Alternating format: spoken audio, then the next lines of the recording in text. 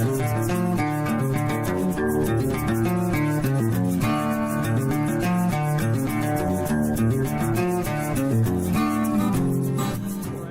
everybody. Thanks for being here. We'll get things kicked off as some folks are still finding their way in here. We got a great night tonight. Welcome to Naturalist Journeys.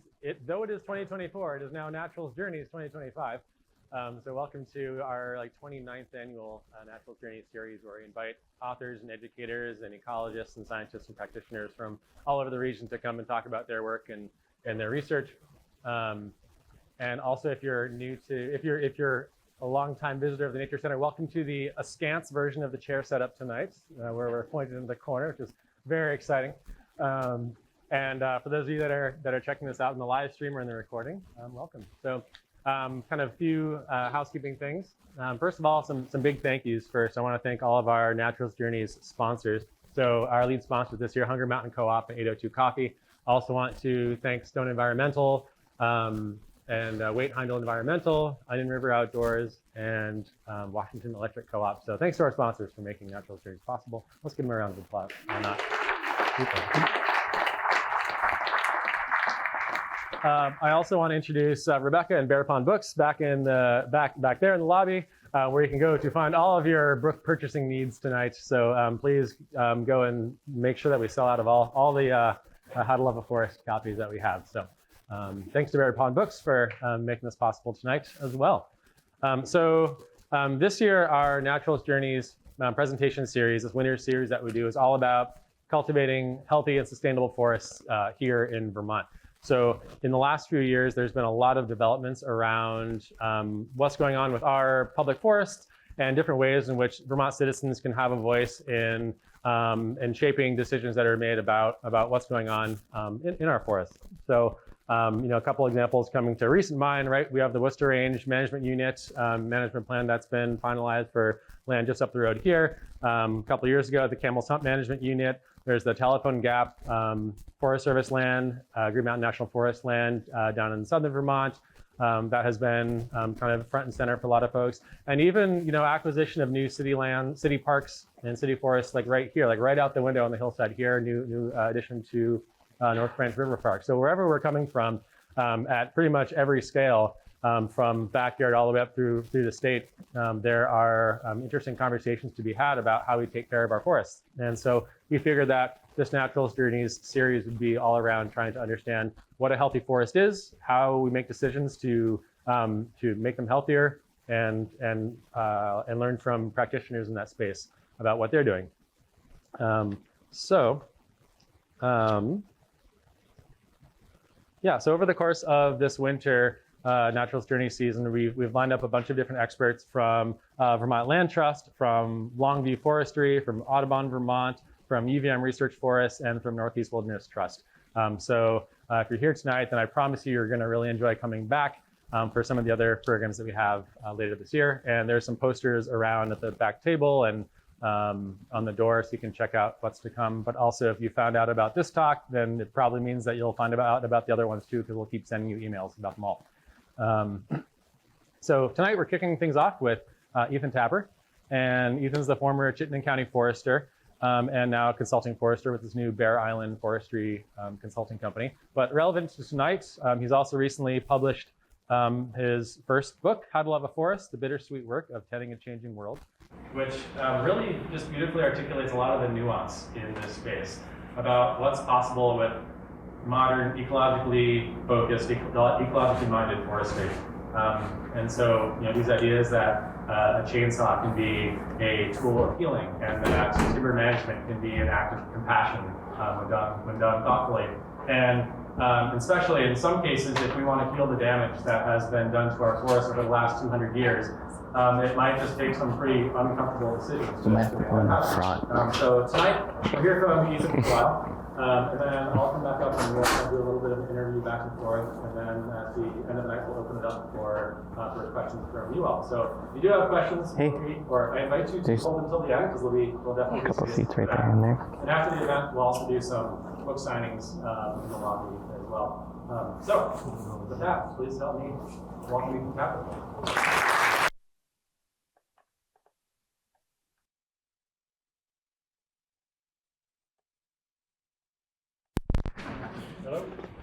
I'm Ethan.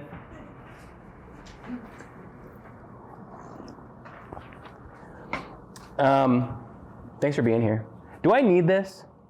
Do I need this microphone? Yes. Okay. Thank you. It's so nice to be here with you all. Sean, did we talk about the structure of the evening, how we're going to do the Q&A and stuff? Yep. Okay. So I'm going to talk for like 40 minutes. I'm going to do some readings from the book and talk about this dang thing.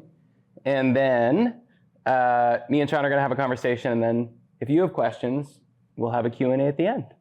Perfect. So we're going to do 3 different things. So it's so amazing and surreal to be here with you all to get to talk to you about this book that I had the privilege of being able to write, and that came out just a few months ago.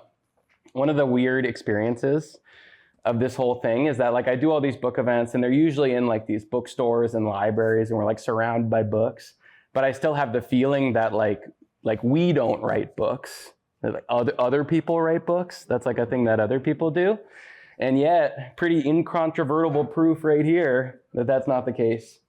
Everything about this book, though, feels like really like magical and mystical and serendipitous. I wrote it over a very long period of time. I had some stuff that I wanted to write about, and I'd never written a book before, didn't know how to do it. But what I did know, what I was able to figure out is that there was a time of day when my brain was like the most creative and the most productive and the best for writing. And it was the first hour that I'm awake, from 5 to 6 in the morning. And I just started to write from 5 to 6 in the morning every day. And, you know, it was like a very unintimidating thing. I wasn't trying to write a book. I was just trying to write for an hour. And it became actually like this practice, this part of my day that was like really, really special to me that I really looked forward to, where I was just every day, I'd get up, I'd be drinking my coffee and I'd be like tap, tap, tap on the keyboard, 6 o'clock, close the laptop, go work in the woods. And, you know, it's the funny thing, and there's a lot of parallels that I found between this process of writing the book and something that I was doing at the same time, which was working to heal my land, which I call Bear Island, which is this incredibly degraded forest that I'll talk about in a little bit, where, you know, I think if I had set out to do like the whole thing at once, if I'd been like, I'm going to go write a book, I'm going to heal this ecosystem, that I never even would have gotten started. So what I figured out that I could do is just like one thing at a time. I could write for an hour. I could spend a day on this land doing like whatever I could to try and make it a little healthier. And, you know, it's all these gestures every day, every hour that are totally insignificant and by themselves meaningless, right? It felt like what I was doing was like stepping off my back porch, just taking a little stone every day and just chucking it back there. It doesn't mean anything by itself. And then sure enough, you know, you just keep on chucking it every day, chucking it, chucking it, chucking it. And one day you look back there and you're like, there's a pretty big pile of stones back there. I couldn't have made a pile of stones that big. So I did this practice of writing every day from 5 to 6 a.m. And I did that for 6 years.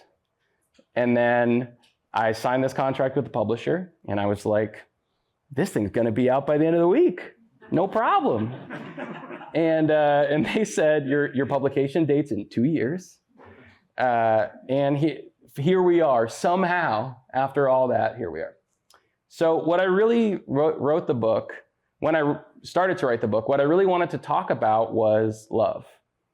And, you know, I say that this is a book, you know, it's a book about ecology and natural history and biodiversity, and it's about forests, and it's about, you know, all the different precious pieces and parts of this biosphere. But mostly it's a love story. And it's a love letter to my land, Bear Island. It's a love letter to ecosystems. And it's also a love letter to this world that doesn't exist yet. And it's this world that we can create if we're willing to take action, to do things even when they're things as bittersweet and as counterintuitive and as confusing as cutting a tree, in order to help our forests and other ecosystems be healthy again. So what I was realizing was that, you know, I was working as a consulting forester and then as the Chittenden County forester for many years, walking in the woods with thousands of people, and realizing that there was this really like pervasive idea, which was that the way that we love forests, the only way is to leave them alone, right? To protect them from ourselves. And I think that this is a completely reasonable feeling to have, because as we look at the situation that our forests and other ecosystems and our biodiversity face, which is dire, all of those problems have been created by us. We did them all. And so it's completely reasonable to believe that what we need to do to love and to care for these ecosystems is just to get ourselves out of them. And then at the same time, I was seeing these ecosystems that were dealing with these incredibly pervasive and harmful legacies of the past, that were dealing with the way that they'd been managed for centuries, that were dealing with this incredible array of threats and stressors in the present, right? Things like non-native invasive plants, animals, pests and pathogens, deer overpopulation, climate change, forest fragmentation, deforestation, pollution, all of those things converging at once in this moment. And then this future that promises challenges like never before. And I was noticing all those things about our forests and also seeing that, like, we have these tools. We have these things that we can do to help them. But a lot of times those tools are things that are difficult to understand. Again, like cutting a tree, like killing a deer. These incredibly like confusing and counterintuitive actions that are often misunderstood. And as I was working on lands that I worked with in these different communities, and as I was working on my own land, I really started to see those actions, which for me were not easy to do at all, but incredibly difficult and even heartbreaking, as the most extreme and powerful expressions of love. And so I wanted to tell that story. So this reading is from the introduction to the book, and it's about sort of why I started to write it in the first place. I need to see if I'm gonna I think this is the way. Once it seemed that there were only two paths to follow: a status quo that saw forests and other ecosystems as commodities, and an opposing force that sought to protect ecosystems from ourselves, to leave them alone. As forests everywhere struggle under the weight of the many threats and the stressors of the modern world, as they suffer the legacies of the past and confront a future that promises challenges like never before, I have realized that neither of these two paths is enough. I have realized that the world needs action intertwined with compassion, relationship imbued with responsibility, death infused with life. I have gone my own way, fostering a divergent vision, a reimagining of what it means to love a forest, engaging in the radical act of trading simplicity for complexity, trading a tidy vision for one that is true. My journey toward these realizations has been long and lonely and sinuous. In my little house at the foot of the mountain, my bookshelf is crowded with books about trees and plants and animals, birds and bears and fungi, the relationship between people and ecosystems, and the threats both face.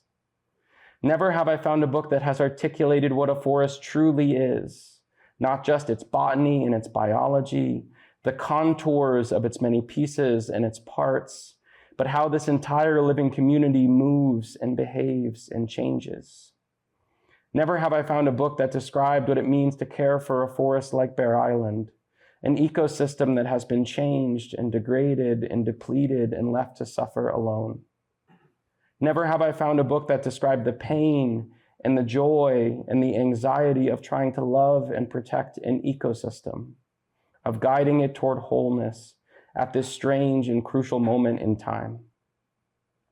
No book has prepared me for the many complex and bittersweet choices that I would someday make at Bear Island, or for the fact that these actions would be celebrations, the substance of a truly radical and responsible relationship with a forest. In this book, I draw these disparate threads together, exploring what it means to love a forest in this changed and changing world. It is a new land ethic, a vision of relationship and responsibility, freedom and power, resilience and humility, legacy, beauty, and change. In a world that is both human and wild, both wounded and vibrant, both suppressed and emergent. This is a vision both for how we manage forests and take care of ecosystems, and how we manage ourselves, how we take care of each other.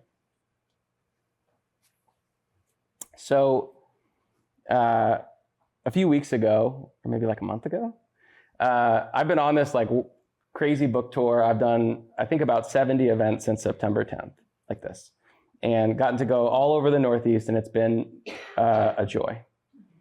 And I was doing a talk in Cape Cod, in Orleans, Massachusetts, in this cool, like, old Grange Hall. And I had read that reading like 40 times. And in that reading, I found a typo. And now it has a big black X. It's going to be fixed on the next printing, I promise.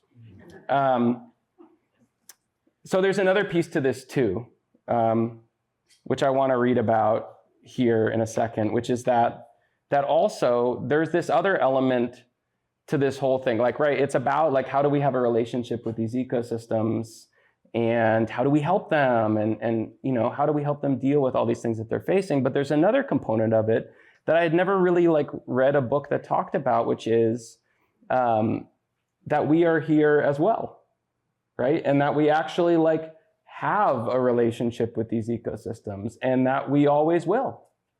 And it's okay, you know, and we just need to figure out how to not like have this idea that we can just like protect forests and other ecosystems over here, and we can live over here. We are always going to have an impact on them.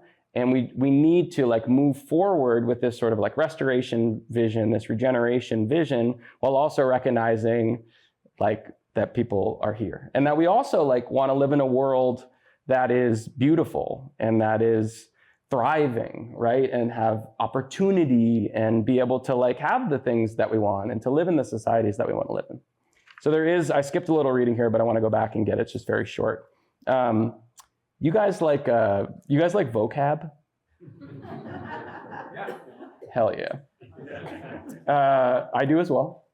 My favorite piece of forestry vocab is the term for what attaches the needle of a fir tree to a twig. It's called a suborbicular leaf cushion. There's another really good one, which is the fruiting structure of an American basswood, which is referred to as a cluster of nutlets subtended by a leafy bract. Here's another vocab word for you. Forests are socio-ecological systems. Our lives are forever stitched into the green flesh of the biosphere. The separation of the human world from the wild world is an illusion.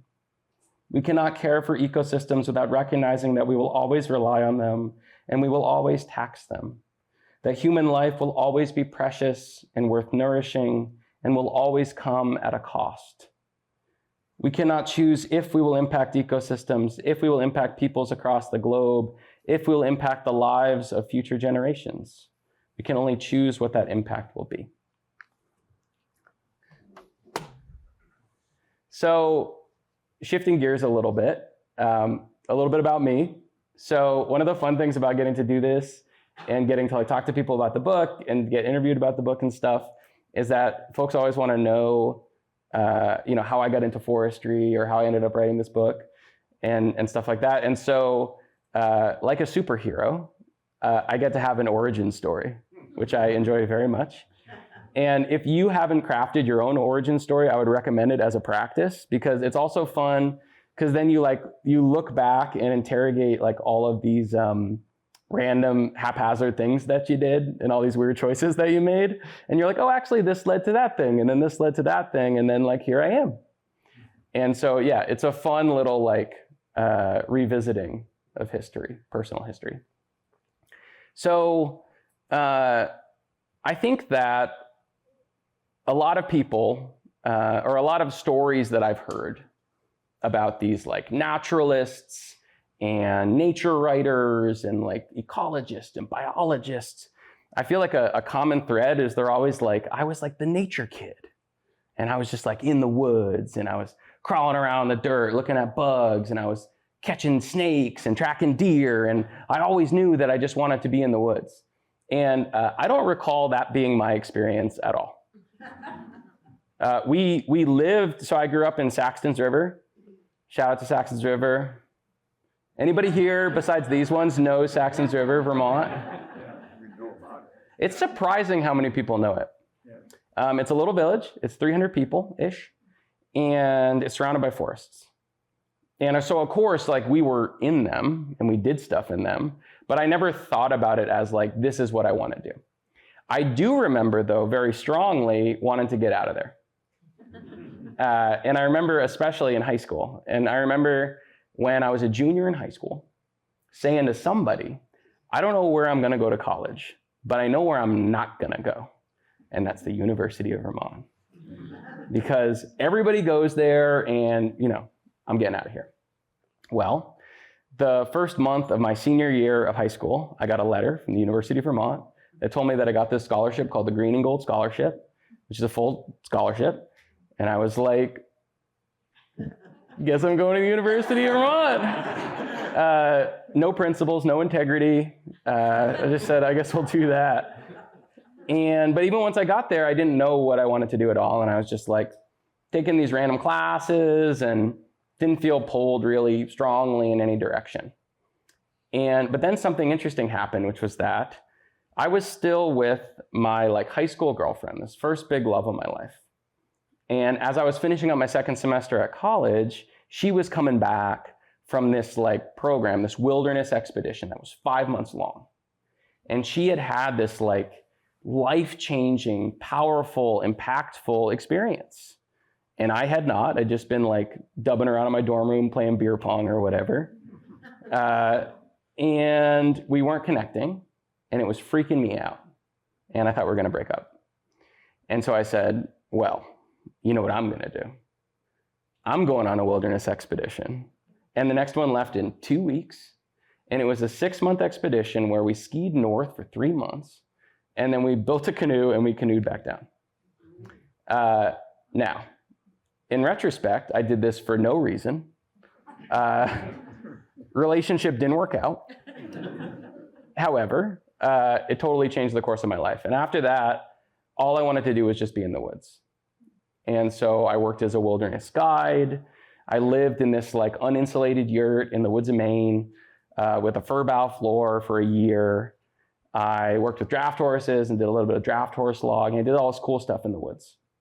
And then I got a letter from the University of Vermont that told me that I had to come back or I was going to lose my scholarship.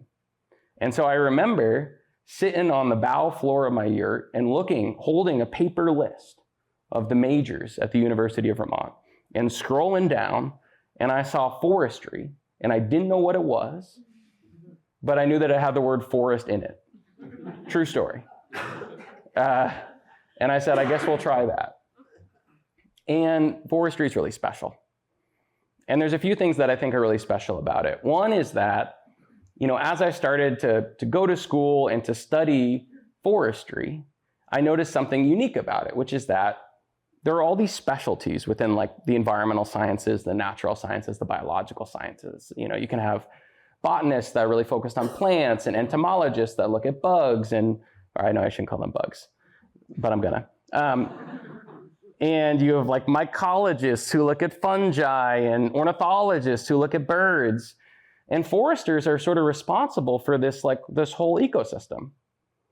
And so you have to know a little bit about soil science and botany and entomology and hydrology and geology and dendrology and all these other things, all of these different pieces and parts that combine to create the dynamic and complex community that is a forest.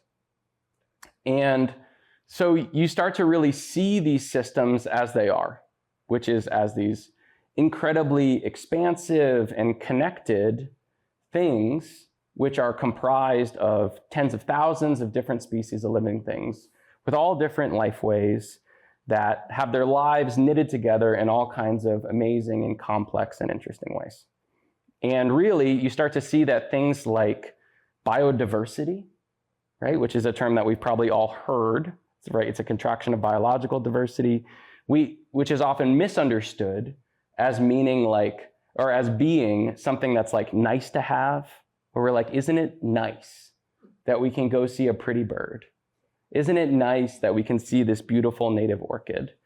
And when you study these ecosystems, you start to see that that biodiversity is actually vital to the function and the integrity and the resilience of these ecosystems.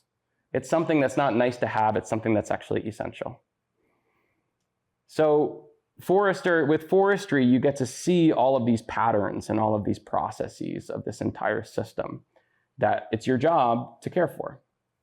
And there's another thing that is really special about forestry, which is more and more important to me the more time passes, which is that at its heart, forestry is a discipline of action.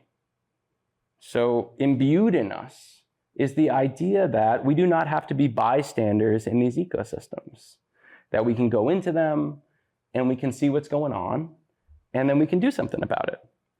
And when I'm being cheeky or something like some word like that with my colleagues, you know, who are botanists and ornithologists and all these other things, I'll say, well, you know, if you want someone to tell you every single plant on your land, you call a botanist. And if you want someone to tell you every single insect, call an entomologist. And if you want someone to tell you every single bird, call an ornithologist. And if you want someone who will do anything about any of that stuff, call a forester. And I really think that, you know, fundamentally, like breaking that barrier for me, breaking that wall of being willing to engage actively with these ecosystems that I love so much has really helped me to form, you know, the land ethic that I hold today, and that is articulated in this book. So there's a lot of, not done yet. So after leaving forestry school, I worked on this like industrial timberland in the Adirondacks that taught me a lot about how I don't want to manage forests, but then gave me a lot of skills that I could then use to get the job that I really wanted, which was as a consulting forester for a company right here in Montpelier that I worked for a few years, and then to get this job as the Chittenden County Forester for the Vermont Department of Forest Parks and Recreation, which I did from 2016 to 2024. And there's a really interesting thing you know, that happens to you when you study these ecosystems, and then when you start to like work in these ecosystems, which is, again, you start to see them as they truly are. Like, there is something really weird that happens when you go from a place of like, you know, the way that most of us walk in forests, which is we walk in forests and we're like, they're beautiful and they're peaceful and they're pristine and they're perfect.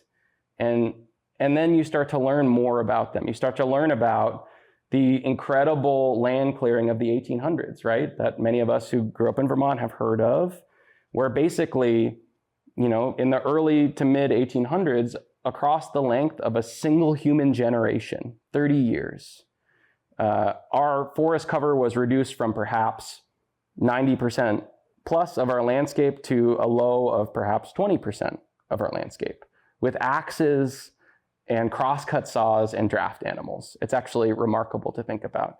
And that clearing across the 1800s and the following years was even more pervasive than that. And what I tell people now is, unless you've been to one of our known few old growth forests in Vermont, every forest you've ever been in Vermont was probably cleared in the 1800s.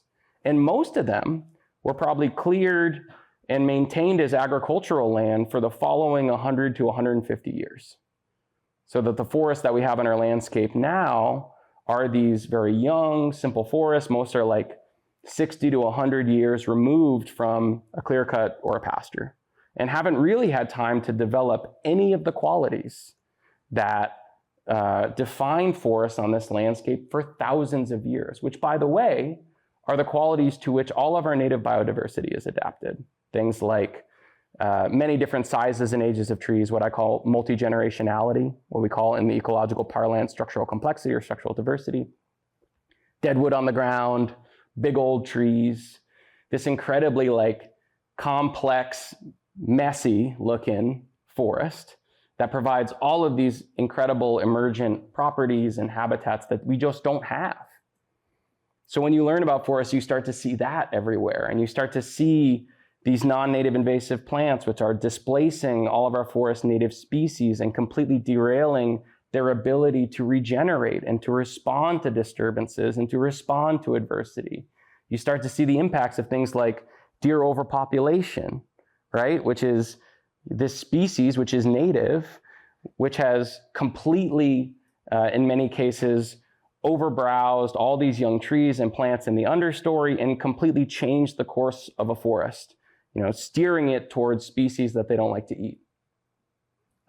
You start to see all of these persistent impacts, and suddenly the forest doesn't seem like quite as peaceful a place anymore. Or sometimes it feels like a place that just might need a little help. And this is the other thing about being a forester, is you start to do these things like realizing how these tools that, I, for one, when I was living in that yurt in the woods of Maine, thought were evil. Things like a chainsaw, things like a skidder, could actually be used to affect these incredibly profound positive changes in these ecosystems. So, but the biggest learning experience that I had was when I became the owner of this piece of land that I now call Bear Island. So the first I heard about Bear Island was, I had this dream that I was helping all these other people manage their forests. And I had this dream that I was going to have this forest, maybe a little homestead of my own. And my buddy was like, hey, did you see that big piece of land for sale in Bolton? And I hadn't. And I looked it up. It was on this realtor's website. And it said 175 acres, Bolton. And there was a picture of Camel's Hump. And that was it. As if to say, you can build your mansion right here and you can lick a Camel's Hump. And it was actually looking at it straight on from the north. So what we call it Camel's Butt, because you actually can't see the distinctive shape of Camel's Hump, you just see the butt. Anyway, so I was like, I don't know, pretty cheap. What's wrong with it? And I went to go take a look. And so my first impression of it was I drove up the access road and it hadn't been properly stabilized, and it was completely washed out with a ravine cutting right down the center. And I drove up onto the log landing, this clearing that picture had been taken from, and it was covered in trash, like bags of household trash, tires, hydraulic hoses, cables, busted pieces of equipment like partially buried in the ground. And going out from it in every direction, this network of these logging trails, what we call skid trails, with these 3-foot deep ruts, just bleed in murky water down the mountain. It was not a very good way to start, but I was like, I'm already here, we'll go take a look. And so I started to walk up the main trail, and it was incredibly steep, and I was getting covered in sweat, picking ticks off myself.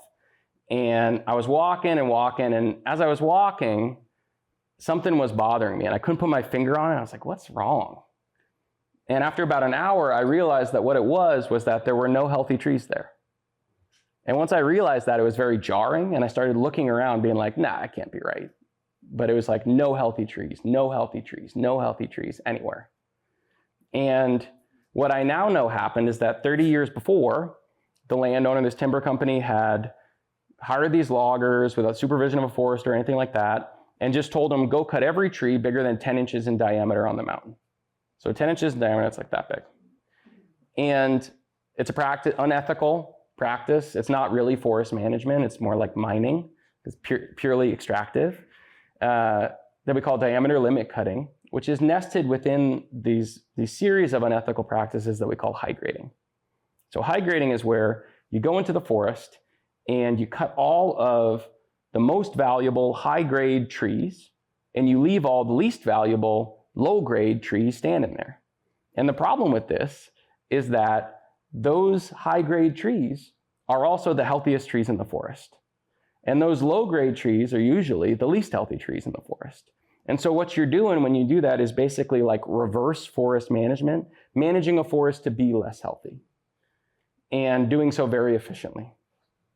And the best analogy that I can think of is it would be like if in the middle of summer, you went out to your vegetable garden and there's all the vegetables that you planted and all those weeds that grow up like in July or whatever, and you just go there and you weed out all the vegetables. That's what this forest felt like. And so I was like, whoa, this is odd and strange. And I started walking some more and saw that even where the forest was trying to regenerate, that all of that regeneration was getting browsed by deer. There was also evidence of deer overpopulation. I slid down over these cliffs that bisect the land from west to east and right into a 30-acre infestation of this non-native plant called Japanese barberry. This tall, pure, 30 acres, no native plants.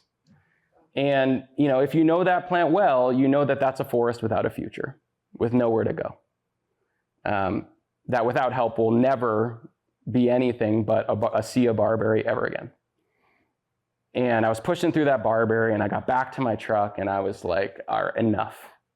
Forget this place, in different words. And I got into my truck and I left.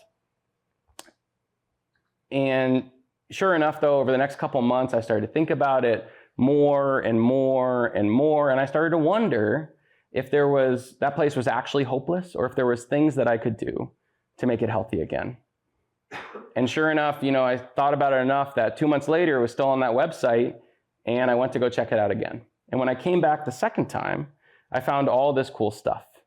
I found that there were actually some trees there that were healthy and that were just so hidden by these masses of unhealthy trees that I hadn't seen them.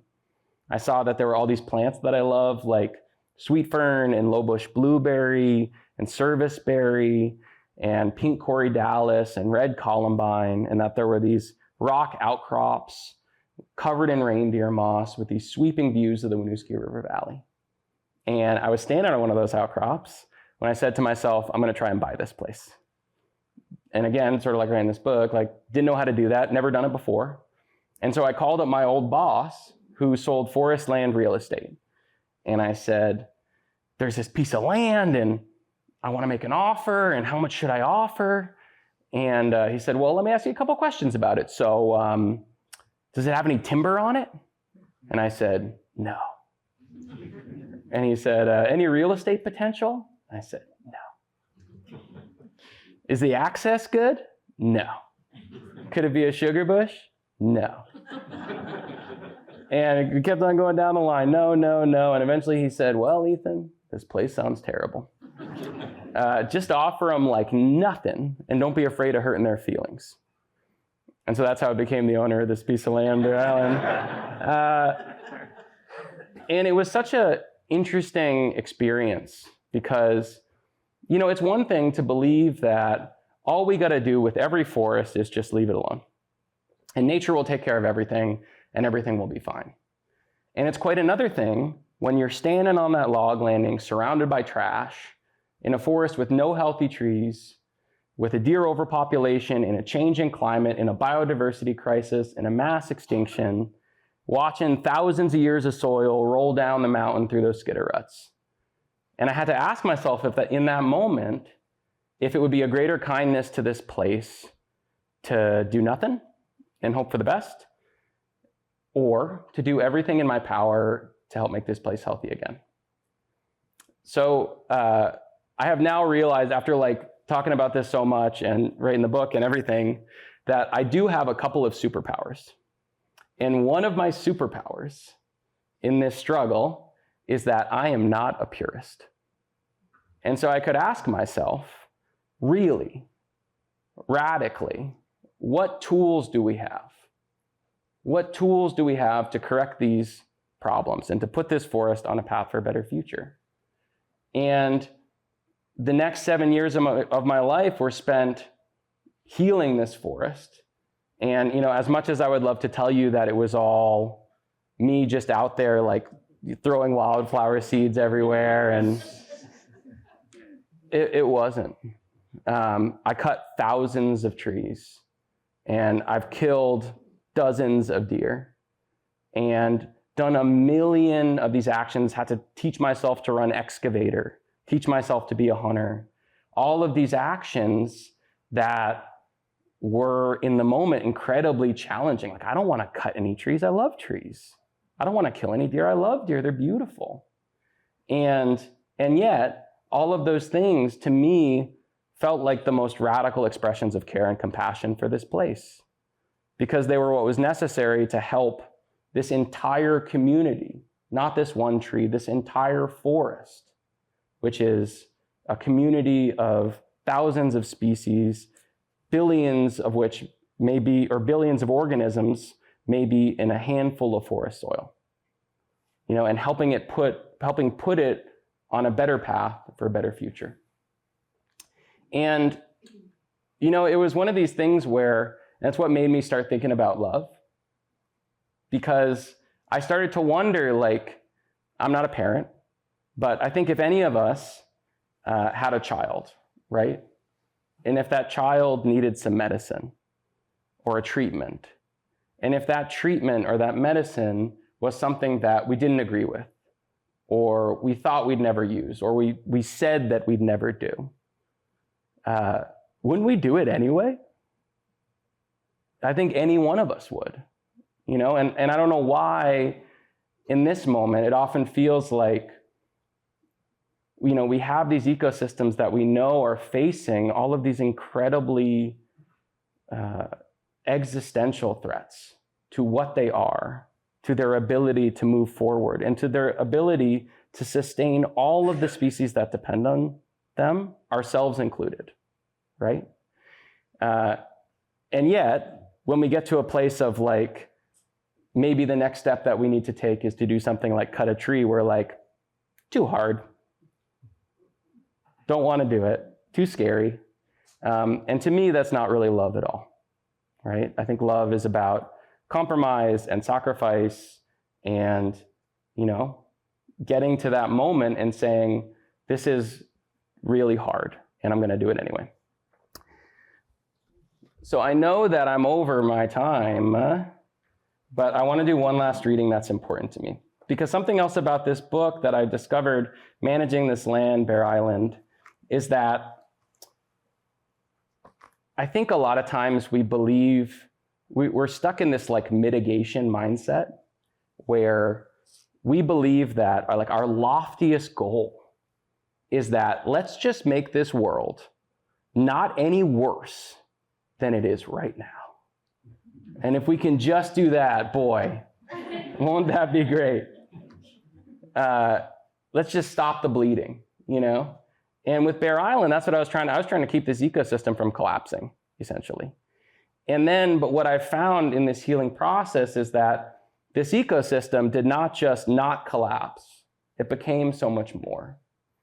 And it's become clear to me that our ability to heal these ecosystems and to, by the way, improve our lives and our own quality of life and the quality of life of future generations of people in the process is not something that needs to be about mitigation. It can also be about generation and regeneration, that we can actually be building a world which is more full of life, which is more full of everything positive that these ecosystems offer us.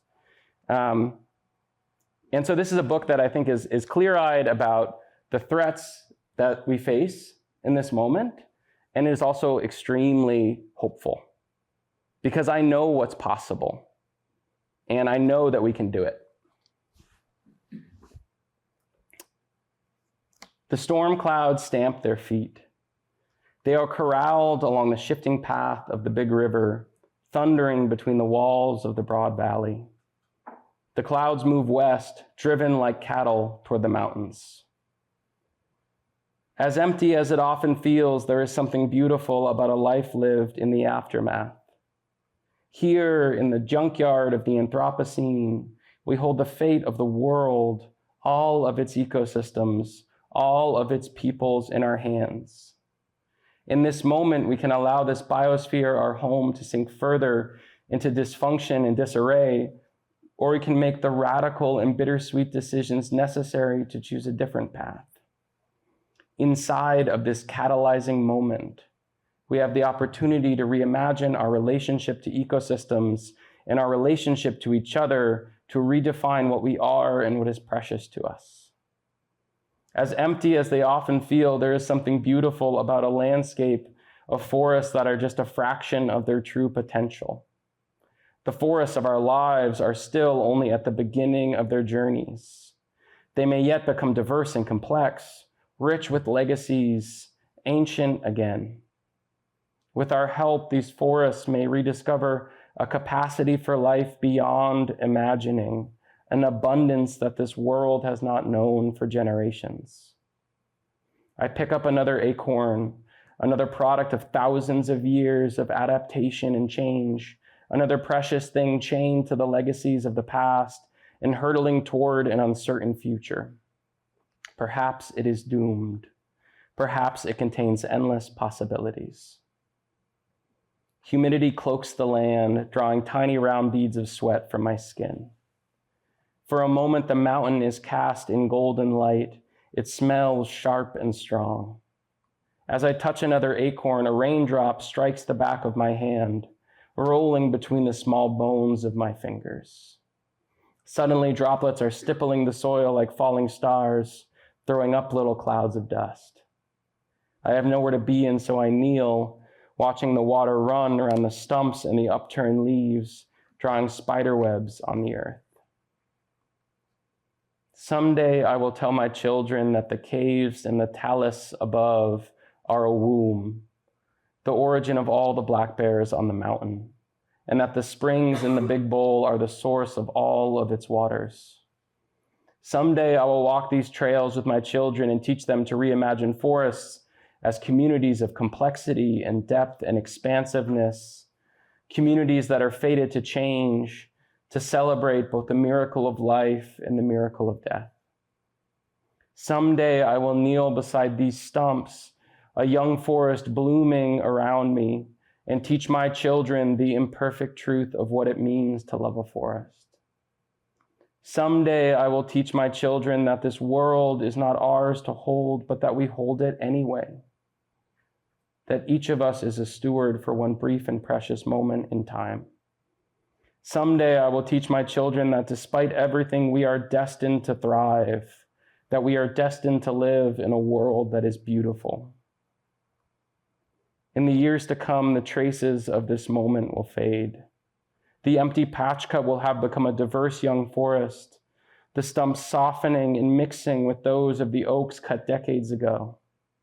I will walk through this young forest and remember this autumn day when my hands were young. I will remember that each tall, perfect oak was once an acorn between my fingertips, that this forest is a child of responsibility, something that we could only have embodied together. No one but me will ever truly know the pieces of myself that I have left on this mountain, the labor of love that being the steward of this land has been. I will know, and that is enough. We owe too much to the future to be imprisoned by the past. As the storm passes over me, I'm grateful to be anything at all, grateful to be alive at a time when there is so much worth saving. I want to live in the world that will arise from this moment, the world built by people who are brave and humble and resilient, who make countless bittersweet compromises, who live their lives with the dream of a better world burning in their chests. I want to live in a world that will be created by people planting acorns in the rain. Sometimes this life feels like autumn, the exhausted end of a boundless summer. Today I choose to live in a world in which spring is just breaking, a world that is just awakening, just beginning to discover what it truly is. I look toward the broken ridge of the mountain and feel a powerful nostalgia, not for the past, but for the future. High above the storm, the light is swelling, calling everything upward toward a world that is just beginning.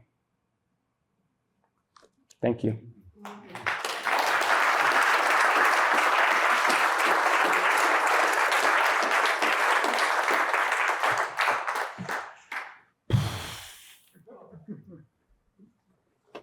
Shall we retreat to the parlor? Yes. After I read that one, I do feel like I need to take a little nappy. Like going to church. Yeah. And so we pray. Thanks very much.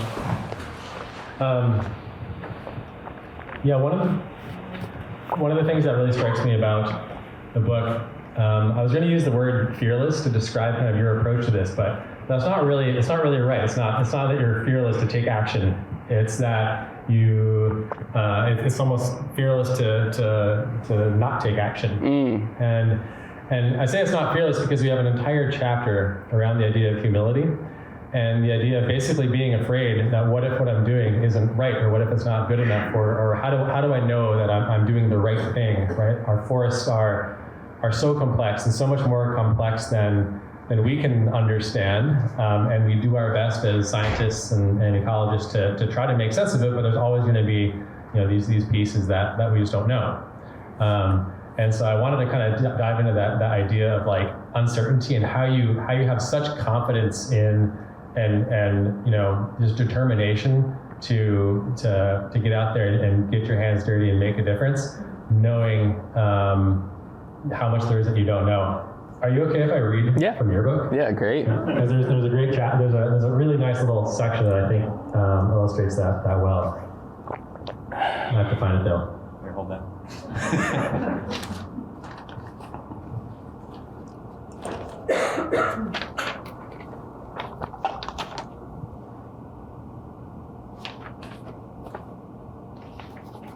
Okay. All right, so this is from your chapter, Humility. So it goes, anxiety tagged my mind, asking me if I was any different from the people who degraded this forest, if I was doomed to make the same mistakes all over again. I wondered if the foresters of the future would walk this trail and shake their heads at me, just as I shook my heads at the foresters and loggers of the past. I wondered if they would marvel at how little I knew, how wrong I was, if my actions and my choices would seem short-sighted and arrogant in the light of some distant future. I listened to the sounds of the forest, fear begging me to do nothing. So how do you make sense of that? Yeah. I don't know. I think, thanks for that thought about it's almost more like me being also afraid to do nothing. Because I think I also have a quote in there. There's a funny thing that happened with the writing of this book where like, because it just came out of this like magical morning time where, there's just like the veil is thin at 5 o'clock in the morning. There's a bunch of things that I like read in the book and I'm like, cool, wow, cool, and I don't know where they came from, but one of those things that I'm thinking of right now is this idea. I think a quote in the book is, if I wait to be certain, I will do nothing at all. And it's like, this is a thing that happens, right? Is we let the perfect be the enemy of the good. We let the fear of doing the wrong thing keep us from doing anything. And I think that's just something that what I've realized, and I think I've like gained confidence as I've done more stuff and seen how even these compromises that I've made have like yielded such impactful results, like seeing this forest heal in such a profound way over such a short period of time, has given me some confidence. But yeah, it's just a feeling that we need to live with, and it's like, I think that the difference is between us and the foresters of, and the loggers of 30 years ago or whatever, is that idea of humility, that we're approaching this ecosystem with the humility to be like, this is not a timber farm, this is not a cornfield, this is an ecosystem. And to have that thought of like, what we're trying to do is to like help this ecosystem not just be something for us, but to be itself. And to bring absolutely everything that we know about these ecosystems to bear, and to do the right thing as much as we know how in this moment, and to also recognize that, to have the humility to know that we're going to fail, and to know that not everything's going to work exactly as we hope it will, but that doing nothing is also not a choice.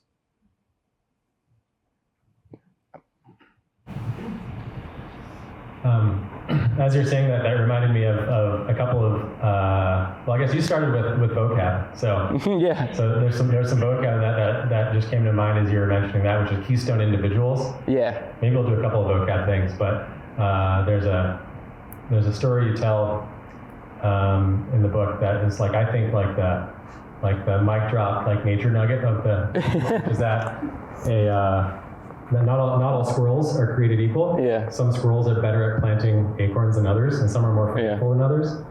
But for an oak tree to grow, a hawk has to come eat that squirrel, so it never comes back and gets the acorn. Right. But anyway, that idea of keystone individuals, that different animals within a species behave differently, have different personalities, different impacts on the landscape, and then kind of applying that to humanity as well. So I was wondering if you could talk about, keystone individuals. Yeah, and I mean, I think even, one of the things that the ideas that I'm really excited about in the book, which is 100% true, I just hadn't thought of it before, was the concept that that we could be keystone individuals, or that we could be a keystone species. Do you all know what a keystone species is? It's a species upon which many other species depend. So the analogy is it's like a stone arch, and these stones are all piled on top of each other, but all those stones are important to the structure and the function of that arch. But then there's one stone at the top that all the stones lean on. And if you pull that stone away, the whole arch comes tumbling down. So the classic example of keystone species is a beaver, right? That through their process of damming, creating these wetlands, they create these many different habitats, successions of habitats that provide this really important benefits to all different species, And so when they're removed from an ecosystem, the habitat for tons and tons of other species is lost, as well as all these other interesting qualities. So, there is no other species on Earth that has greater destructive potential and destructive history than us, right? And we also, are the species who absolutely, if we want to, can be the greatest positive influence of any species on Earth. We have all the tools, we have all the resources, we have all the power, and all the ability to turn this thing around. And I really, I believe that, and it's something that keeps me going a little bit, is thinking about myself as a keystone individual at Bear Island, where I'm like, I just went out there, with this diesel equipment and this chainsaw, which, by the way, there's a parody that I really like about the fact that 30 years ago, these loggers came to my land and they used these chainsaws and these skidders made by this company called Timberjack that we were talking about before. These Timberjack cable skidders, because they have a cable on the end, from the late 70s, early 80s, and created all these problems that I'm going to spend the rest of my life fixing. And now, two of my most powerful tools of healing are my chainsaw and my 1981 Timberjack cable skidder. And I don't own an excavator, but the excavator that I run every year, And these things are much like ourselves, right? Are things that can be used to destroy and degrade, and can also be used as tools of healing. And so the cool thing about us is we have the choice, right? We can actually decide to do this if we want to. And I think that that's something that is, it's something which can be intimidating and scary, but it's also just such an opportunity. This is something that we get to do, right? It's something that we have to do, but it's also something that is a privilege that we get to do in our lives, is to turn this thing around.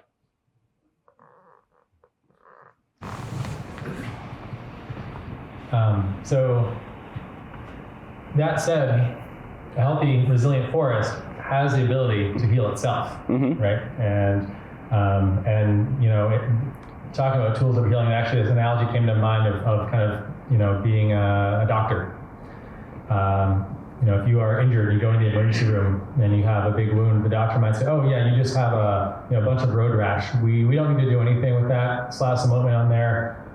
Your body will take care of it on its own." But if you went in there with a broken arm, and the doctor said, oh, just slap some ointment on that, it'll be fine, that would be irresponsible, right? Like, the doctor needs to set that bone so that the body can heal itself over time in the way that will keep that body resilient. So kind of, I'm wondering, as a forester whose goal is to allow this forest resilience to kind of take over and heal itself over time, like how do you, this is like not a simple question to answer, but like, when you're trying to decide what to do with the forest or how to create a forest management plan, when are you looking at the forest being like, okay, this will heal itself, or like this needs some bone setting before it can be left alone, and how do you have this like both and approach of like, yes, I have these tools that are going to heal this forest, but also the knowledge that this forest set up correctly can heal itself. Oh yeah. Yeah, and that's like one of the things that is so fun about getting into this stuff. And like, this book I think is at its heart, well, it's now I've already told you that at its heart it's several different things, but at its heart it is also a celebration of nuance, right? And like the fact that two seemingly contradictory things can be true at once. We can love trees and we can cut trees. We can love forests and we can change forests. We can be a species that destroys ecosystems and we can be a species that heals ecosystems. And another one of those is that like the fact that I believe in the profound value and need for taking these actions, right? And like helping these forests and other ecosystems heal, doing stuff. Doesn't mean that that's true everywhere, and I have myself written forest management plans for some forests that, didn't have any major, like they didn't have non-native invasive plant problems and they didn't have deer overpopulation issues, and they were just in every way positioned to just do their own thing, and that's also something that we need, right? So it's like, those two things, we can like celebrate action, and we can celebrate all of these things, and we can also celebrate that in some places we just like let the forest do its own thing. But it's important that we're super clear when we do that about what we're really doing, right? Because there's also a very strong pull to just always do nothing because doing stuff is scary, and it needs to not be like that. It needs to be like we're doing this intentionally. But when we think about like managing forests for resilience, one of the things that we think about is managing for diversity. So a lot of different species of trees, tree species diversity, just because we don't know how, for instance, climatic changes are going to affect each individual tree species differently. And so we don't want to put all of our eggs in one basket. We call it risk spreading. So having lots of diversity of different tree species spreads the risk of all these different things coming down the pike. And then also structural diversity, so that having forests that have many different sizes and ages of trees is part of that diversity. Having landscape level diversity, so forests of different types, ages, and expressions. And also having a diversity of different approaches is also part of it. So we're trying different things in different ways that are going to contribute to a landscape, which is this like incredibly diverse thing, which will be a more resilient landscape. But yeah, I love management, and in the right ways, I love non-management. Or what we now call it, the term of art is passive management, because not actively managing is also a management decision. So we call it passive management, but I love that as well. Thanks. I wanted to kind of shift a little bit into talking about kind of like death, decay, decomposition, and one of the big things that, this is like definitely a left turn here, but one of the things that really changed the way I think about forests and the way you've written it here in your book is kind of thinking about life and death as not necessarily being a switch that's flipped from, okay, it is alive and it is dead, one or the other. And a chainsaw isn't a tool that just says, that just flips a switch. Instead, a chainsaw is a tool, or a forester is a person using a set of tools to push things one direction or the other. And that life is this great spectrum where, in the context of a forest, a tree plays a different role to a whole constellation of different species and symbioses at every stage of its life, from germinating to growing to maturing to senescing to dying to decaying to becoming soil, and every part of that is a different relationship. And in many ways, when a tree dies, its role for the ecosystem has just begun. Yeah. And I think it's really cool to think about your role as a forester when you say, okay, that tree is going to get cut down. That's not saying like, okay, we're going to turn off that tree and that tree is no longer serving a role. It's I'm going to be the conductor of this orchestra here. I'm going to be like the coach of this team, and we're going to push these trees that direction. We're going to cut this tree to push that tree, in another direction. And you're kind of managing this whole spectrum of life to death and everything in between. And that approach of looking at a forest was really cool. And I wonder if you can just kind of riff on that for a bit. Yeah. Yeah, it gets, when you really start to talk about this stuff, it gets like super macabre, where it's like, we're just like, death.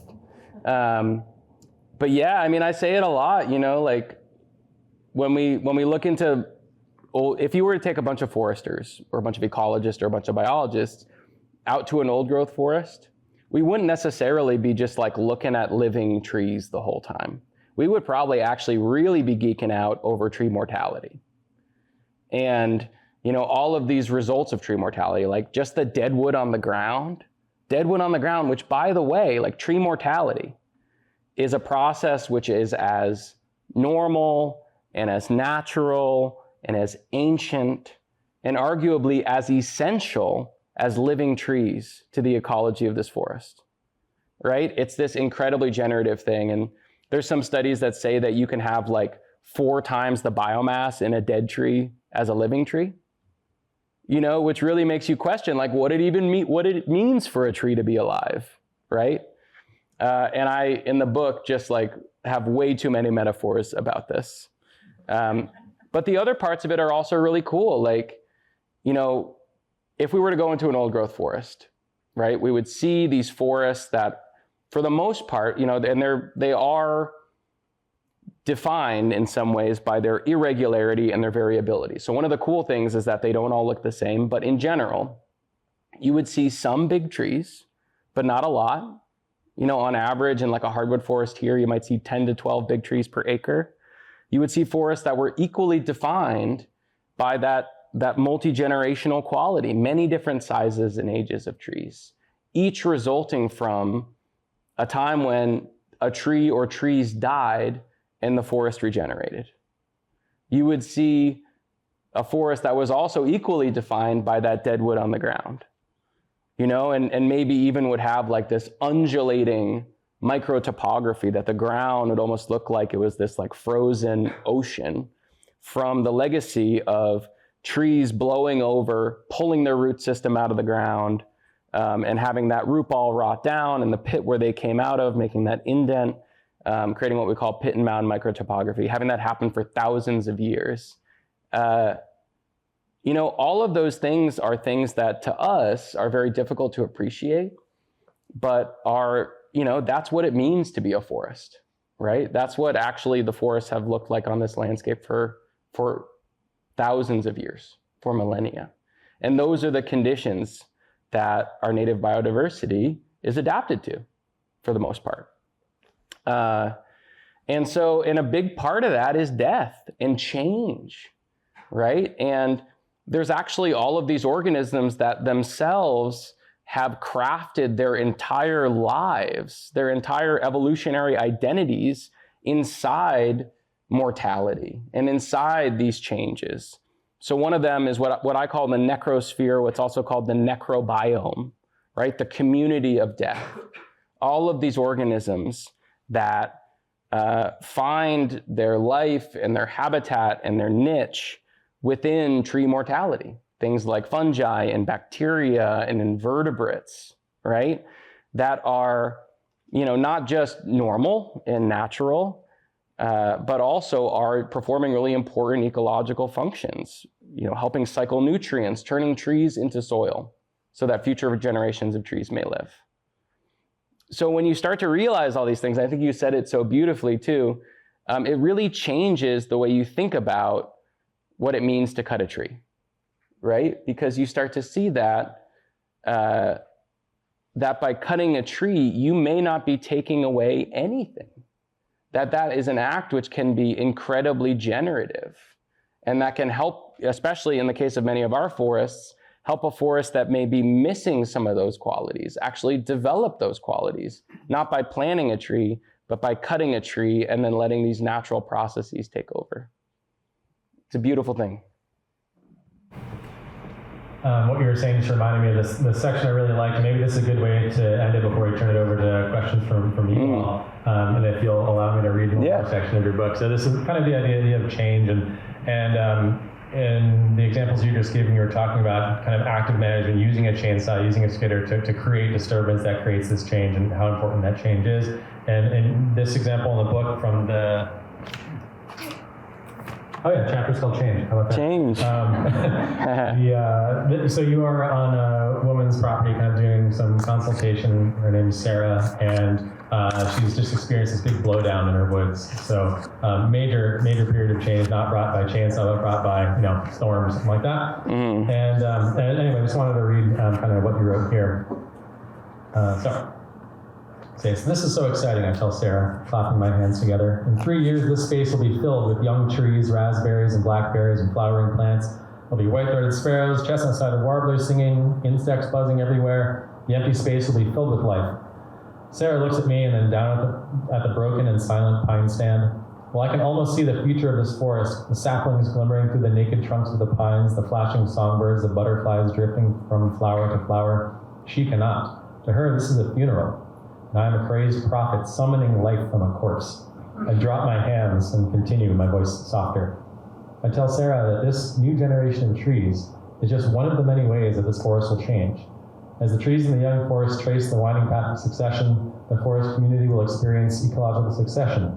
Each change in the structure and the composition of this forest, manifesting new habitats for countless living things, billions of organisms, thousands of species will build lives around the young trees and the dead wood, the snags, the canopy gaps, the shrubs, the plants that will rise from this wreckage. I gesture towards the pine trees lying across the upturned earth.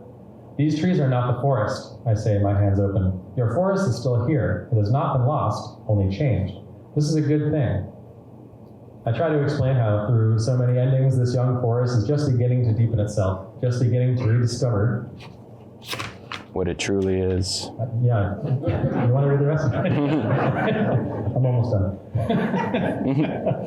A natural community enriched by change and defined by scars, a living system built for a world in which stasis is a myth and stability an illusion. Over millennia, this forest has weathered storms beyond counting, each time responding by becoming something new. This one will be no different.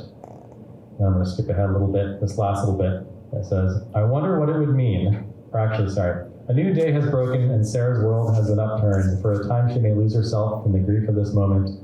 Then she will be like a forest, wrapping the change around her, discovering what kind of brave and resilient thing she truly is. I wonder what it would mean to reimagine change, to see it as not something that visits us, but something that defines us, to see it not as an antagonist, but as a friend. In a world where it is really hard to look squarely in the face of all that we are confronting right now, this kind of approach to being able to see change as a friend and seeing it as something that defines us is, I think, what allows us to find hope in adversity and to actually, not be paralyzed with fear, but actually to see this as empowering. So, thanks for that section. Thank you. I'm wondering if you can say some more. Yeah, I was just speaking of celebrating death. I was just seeing also in that section a quote from one of my guys, E.O. Wilson. You know E.O. Wilson, famous he's actually a myrmecologist and scientist, and like me is a cyclops, a monocular person, which if you read the book, you can find out more about that. And he writes, so I'm talking about this wolf tree, this big old tree that fell on the ground in this storm. And it's just a section that I really like that ends with a quote by him. It says, I tell Sarah how in death the wolf tree will be a mother. Even as the last glimmers of its biological life fades, its ecological life will persist. Across decades, the tree will be the body of a whale on the ocean floor, a feast for the creatures of the world. Countless lives will be born from her body, each as unique and as precious as her own. As she decays, the tree will be decentralized, becoming a cooperative of millions of tiny things, the foundation of a complex and precious living community. As biologist E.O. Wilson writes, every corpse is an ecosystem. I watch the wolf tree and know that, as in the pine stand, nothing has ended here. It has simply crossed another doorway, opened another doorway, crossed another threshold. Now it walks down another long hall. But yeah, I think that with forests, like, and we should take questions too, but with forests, I think that we often want them to demonstrate that we like want them to be these utopian perfect societies and totally collaborative and totally altruistic and totally just like everything that we would imagine a perfect society would be like, totally stable, unchanging, you know? And they are not. And they do have lessons to teach us about our societies and our lives. And what the lessons are, like, forests are unstable and they are in process and they are changing all the time. And, you know, they are not arriving anywhere. They are just this constant dynamic process, and they are messy, just like our societies, right? And they are imperfect, just like our societies. And so I think that, you know, as much as we want to like sort of idealize and mythologize forests as these perfect things, if we look at them as they truly are, I think that what they have to show us is actually like a lot more powerful. Should we take some questions? Yeah, thanks for the conversation. I'll step out of Thank here. you. But yeah, turn it over to you all. Thanks. John Beckett, everybody.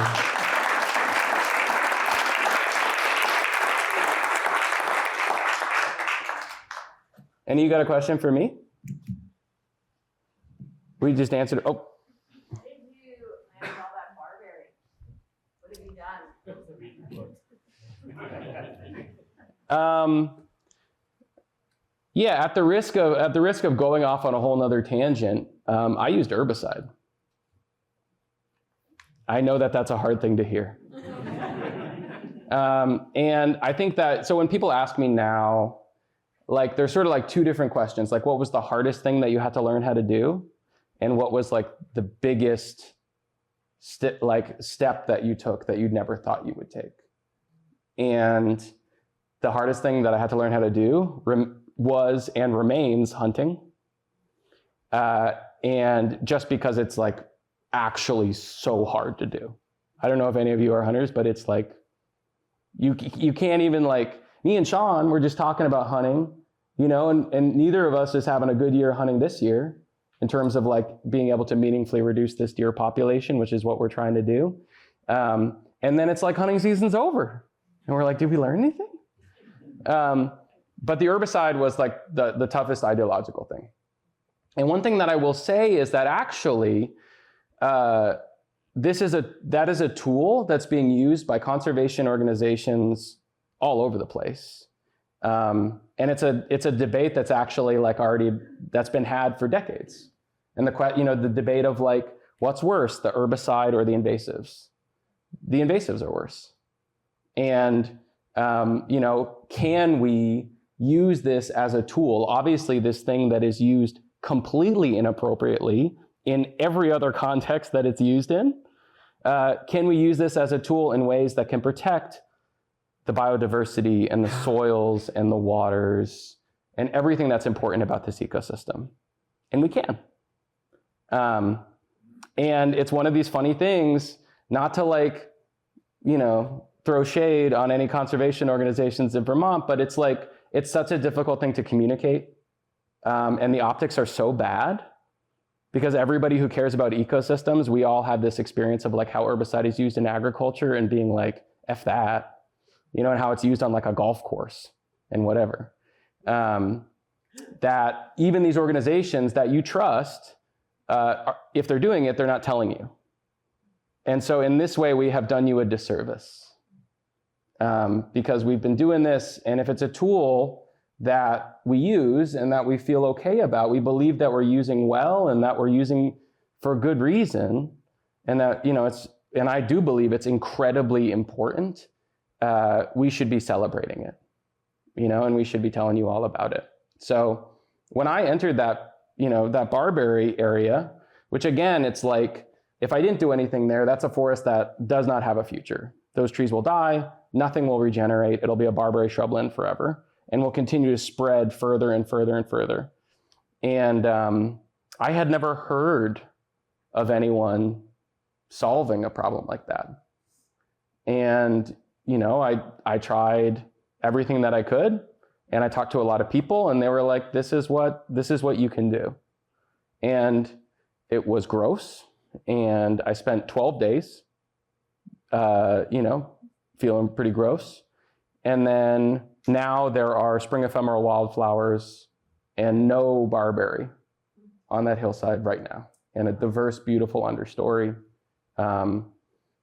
It's actually pretty surreal because the barberry, they have all these little stems, and it died, and then it like disintegrated, and it's gone. And I did this in 2019, and it's like I have to like remind myself that it was ever like that because it's just gone. And so now, I've seen people take care of like a very small scale non-native invasive plant problem without it. But I've seen hundreds of people attempt to control these non-native invasive plants at scale without using herbicide, and the success rate is 0. Never success.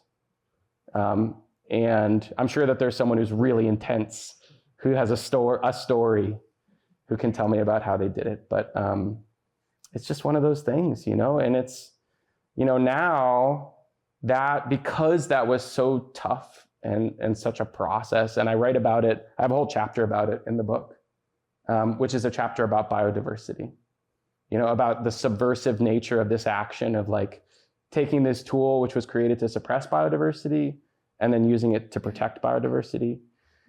To me, that's like, it feels like the most radical thing that I've ever done. Because that's something that's like, for most of us, like a lot of places have this problem and can't wrap their head around that tool. And so they just don't solve the problem. But yeah. And then usually when I talk about that, then usually all the rest of the questions are about herbicide. So who else has a question about herbicide? What kind of cancer are you getting? Yeah, thank you very much. Oh, hey. Hi. Nice to see you. Thank you. Nice to see you too. I'm here learning a lot. My dilemma about the herbicide is that where I need to use it is right on the banks of the Mississippi River. Mm. And Is it knotweed? no, it's kind of a collection of things, honeysuckle, Mm. berry, and flowers and that sort of thing. But There are ways. for me, Yeah. it's a real issue to put poison in our, Mm. directly into our fish and complexes. You mean like into water? Yeah, we don't want to do that, for sure. So, what's the next best option? Thousands of hours of labor. Yeah. Yeah. What's the topic of your next book? Good question. I do actually, so as soon as I stopped working on, there wasn't anything else to do on this book. Like I still have to write because it's just like such a great part of my day. So yeah, I am working on another one. But the next thing that I have coming out is me and my friend Frankie Cannon wrote a children's book together, which is about forest ecology and also human mortality. So it's like about these parallel processes of regeneration and sort of addressing both those things at once. That'll be out in March. Yeah. Pete. It's a book for the ages. I really, Well, thank you. I really think said what no one has said before. But this question is, there's an answer to. Mm. I have land with beach Yeah. and a funky bark, as I know you know. Yeah. And so, and we had ash. Mm. Maybe it's just a matter of time before ash borers get here. And so these endemic species that are part of this ecosystem, which will be forever, should I cut those beach down just right now? No, do we? Yeah, I mean, I think you don't need to cut them down just because they're gonna die. You know, a lot of like with ash and stuff, we don't want to cut down all the ash, but you know, you don't necessarily need to feel horrible to cut down an ash at this moment. But if it's a tree that's like a hazard, like it's gonna fall on your house, like with the ash trees, I'm like, you have to cut that tree or treat that tree, or you know, you got to assume it's gonna die. But yeah, with the beech, it's a little different. We also have beech leaf disease now coming, which is probably just gonna kill all the beech. But we don't really know because it's still a pretty new thing. So yeah, so I would say we don't need to cut these trees just because they're sick. But also, you know, if we can do that in a way that encourages other species that are not sick, like if, in my case, you know, I find one little red oak tree. A lot of those big trees on my land that were cut were these red oaks. And I found one little red oak tree and it's just everywhere being overtopped by these diseased beech trees. That's, you know, a great time to cut a diseased beech tree. Yeah, this will be the last one. Yeah, I just have a question about like your audience, and as you're speaking to different audiences, do you notice that your message changes from like different age groups or different generations, from like older or younger? Yeah. And your approach to trying to get people to like jump into action or keep the call? Yeah, I actually have been having, I know that like we all, with every new generation of humans, that we always give them a really hard time about the way that they are. But I've been having a great time, especially talking to like late teens, early 20s. That's been my favorite with this book. And what I think it is that like it's a generation. You know, I can remember growing up and not being aware of like environmental catastrophes. And you know, it wasn't a thing that we thought about all the time. And I feel like people who are of that age group, their entire life, they've been aware of this like climate crisis, biodiversity crisis, mass extinction, like environmental catastrophe, just like the waters that they swim in all the time. And then the cool thing about this message is that it's like pragmatic, you know, and that like,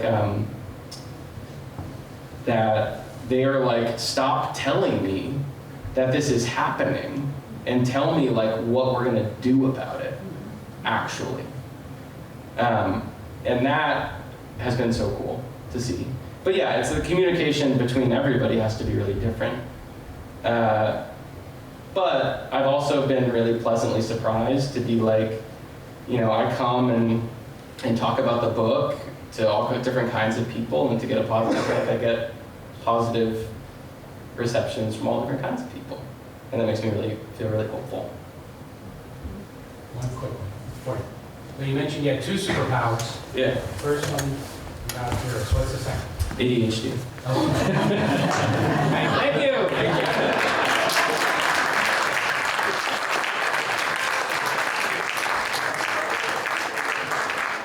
Please stick around. You can buy books in the back. You can get them signed if you like. I'm gonna set up over there and sign books if you want to, and I hope you do because it's my favorite part of the whole thing.